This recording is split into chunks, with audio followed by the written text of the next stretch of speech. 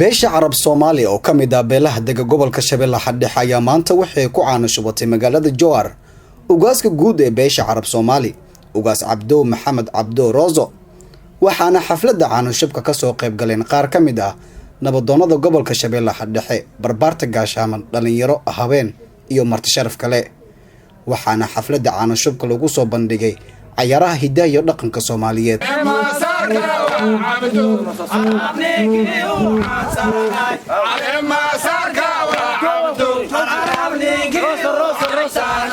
ugu horeen waxaa xafladda caanashubka ka hadleen qaar kamid ah nabadoonnada ka soo qayb galay xafladda kii wax lagu dheefo kii wax maslaxo kii wanaag ka shaqeeyo alla ka dhigan ugu duceeyna asagana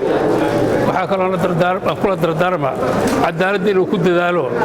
hadii carab wax soo gasho oo saddex carab wax ma qabtay xaq oo jiro oo fuliyo ugaas Cabdo Maxamed Cabdo Rozo waa maasantahay beesha carab Soomaali waa maasantahay beesha carab Soomaali waxay ku leedahay taariikh dheer ma ahan bariga inay biljiraadan ugaasan duuheynaa mar horan karjeeyni sababtoo arab ee anagu waxaan sunnahay dadka Soomaalida oo jooga anigu waxa uu nimid inaan doorano nin oo nakaafiyo haduu ilaahay yiraahdo ninka Allah la garab galo inta noo timidna khayr waay khayr oo ilaahay ka rajeeyno waahelni ogaaskii carab Soomaali Cabdo Maxamed Cabdo oo yiri meel daba oo loo noqdo malaha annagana waxaan leenahay waa ku garab taaganahay ogaas waan ku soo dhaweynaynaa ugu dambeyn waxaa ka hadlay xafladda ugaaska guud ee maanta lagu caanashubay magaalada Jowhar ugaas Cabdo Maxamed Cabdo Rozo wuxuuna balan qaaday inuu ka shaqeyn doono horumarka beesha carab Soomaali waxaa idin sheegayaa mas'uuliyadan aad dhiibtay maanta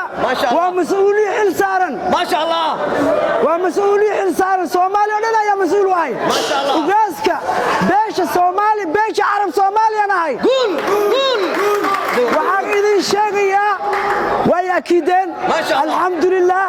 bari koonfurba heer maaday qaar baa ka joogo heer cadalad qaar baa ka joogo alxamdulillah wasalaatu wasalaamu alayhi mas'uulka aad idin waa niga qaabilay Yusni Maxamed Ahmed Bulsho TV magaalada Jowhar